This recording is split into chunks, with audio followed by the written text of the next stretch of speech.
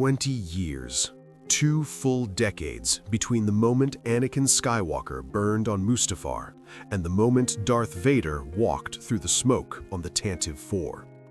2 decades that the films compress into a title card and a time jump, as if nothing of consequence happened in between, as if the most dangerous being in the galaxy simply waited in a corridor somewhere for the plot to resume. He did not wait.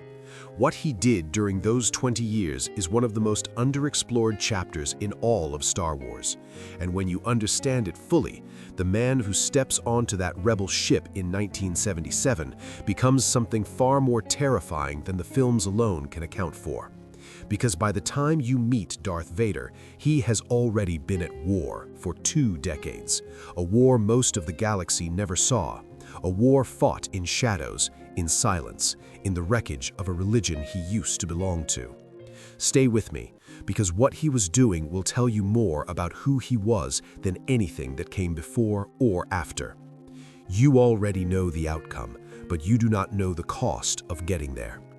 There is a question historians of the Empire rarely ask directly. Why did the Jedi Purge take so long? Order 66 killed thousands in a single night, but the hunt for survivors, the final elimination of every living Jedi, stretched across years, across the entire span of those 20 years. Vader was the reason the hunt continued, and he ran it personally. This was not delegation. This was not Imperial policy carried out by subordinates while Vader sat in a fortress and managed reports. He went himself, repeatedly. He tracked, located, and eliminated Jedi survivors one by one across the galaxy, in conditions that ranged from open combat to psychological operations so layered that some Jedi never understood what was happening until it was already over. The Inquisitorius, the red-bladed hunters the Emperor created to assist in this work, answered to Vader. He trained them, he tested them, and when they failed, he removed them, not always with patience.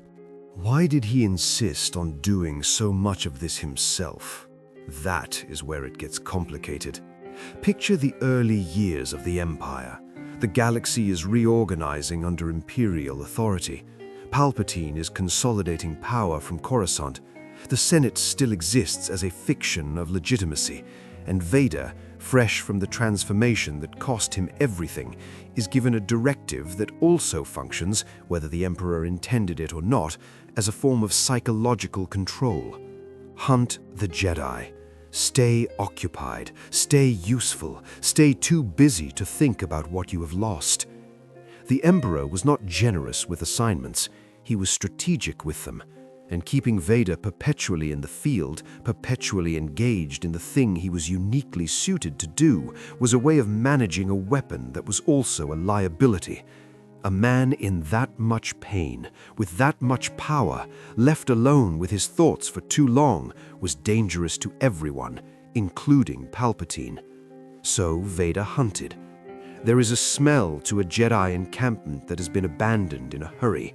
Cold equipment, disturbed soil, the lingering warmth of a fire put out too quickly. Vader learned to read those signs faster than any tracker in the Imperial military. He learned to feel a Jedi's presence through the Force, the way you feel a draft from a door left slightly open in another room, faint, distant, but unmistakable. He would follow that feeling across systems if necessary. He had the time, he had the resources, and he had something no other hunter possessed. He had been one of them. He knew how they thought. He knew where they would go, what they would prioritize, which principles would make them predictable. Former Jedi running from the Empire tended to seek remote locations, avoid populated centers, minimize Force use to limit their detectable signature. Vader knew all of this because he had been trained in the same doctrines. He was hunting using the map that had once been his own. That is a specific kind of violence, personal in a way that nothing else could be. There is one thread of those 20 years that most people do not follow to its full conclusion: his relationship with Obi-Wan Kenobi, specifically the decade-plus period before Obi-Wan Kenobi, the canonical Disney Plus series, when Vader knew Kenobi was out there somewhere, alive, unreachable, and the Inquisitors had not found him. Think about what that period was like internally. The man who made him, the man who took his arm, his legs, his lungs, his wife, his future, the man who walked away from a burning body on a lava bank and apparently felt that was sufficient. He was out there, breathing, and Vader could not locate him. The Force, which told Vader so much, which made him the greatest living sensor of life in the galaxy, went quiet on the subject of Obi-Wan Kenobi, because Kenobi had become very, very still, and stillness in the Force is its own form of camouflage. What almost no one sits with is the specific texture of that waiting period. Vader knew his former master was alive. He knew the Inquisitors were inadequate to the task of finding him, and he also knew, at some level he may not have permitted himself to examine directly, that when the confrontation came, it would not be like the others. It would not be a Jedi he had barely known running scared across a distant system.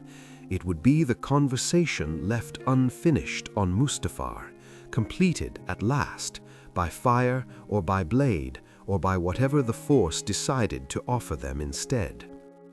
That confrontation came in the series that carries Kenobi's name, and what it revealed about those intervening years is this: Vader had not moved on, he had not processed, he had not evolved past it. He had preserved it, the way certain things are preserved in extreme cold, intact and dangerous and waiting to be handled. Kenobi had found a kind of peace through discipline and grief and the routine of desert survival. Vader had found nothing of the sort.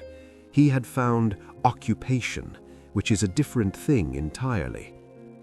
During those years, he was also building, literally constructing the apparatus of Imperial dominance that the galaxy would come to know as simply the way things were. His involvement in the development of the Death Star ran deeper than most accounts acknowledge.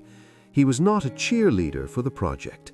He had reservations about its strategic philosophy, on record in Imperial documents that survived the war. He believed the ultimate power in the universe was the Force, not a battle station.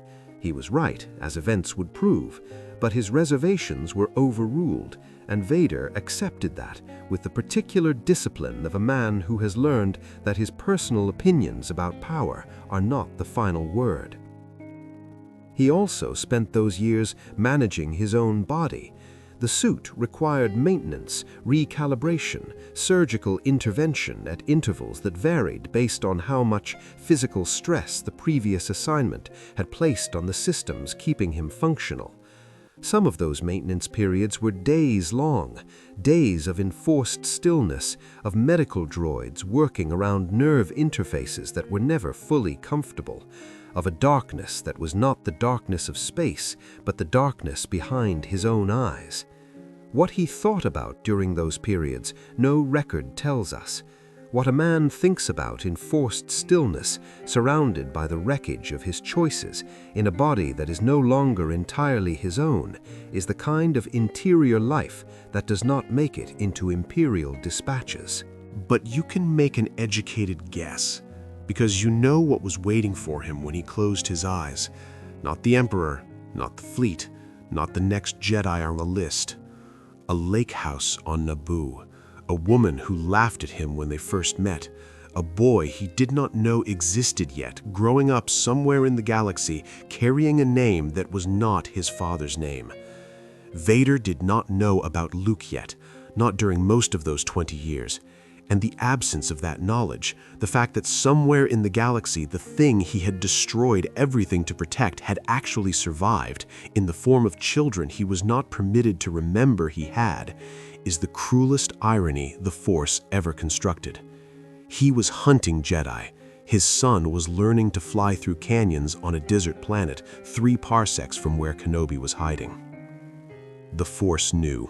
It always knows. But it does not always tell.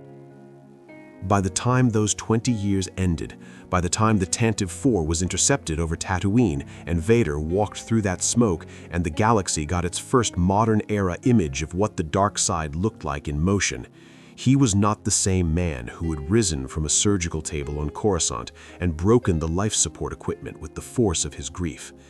He was something that had been compressed by 2 decades of purpose and pain and violence into a state of such controlled lethality that most beings who encountered him simply stopped being able to respond normally to human social cues in his presence. The fear was biological, instinctual. Something in the hindbrain recognized what was standing there and declined to offer resistance. 20 years of work had produced that effect. Not the suit, not the voice, not the mythology. The accumulated weight of what he had actually done during the time everyone else was living their lives. That is who walks through the smoke. Not a symbol, not a villain. A man who spent 2 decades becoming exactly what the galaxy feared most. One choice at a time, one mission at a time, one extinguished Jedi at a time, until there was nothing left in him that remembered how to be anything else. And if you recognize something in that, if you have ever spent years becoming something, not all at once but incrementally, choice by choice, until you looked up and found you were somewhere you had not planned to be, then you understand Darth Vader in a way the films never had the time to show you. The armor was the last thing they built. The man inside it was the first casualty. If this version of those 20 years changed something in how you read the films, tell me in the comments. Which year do you think was the hardest for him? I want to know what you think. The next video goes somewhere even more specific, into a part of his story that the canon only recently unlocked. You do not want to come to that one late.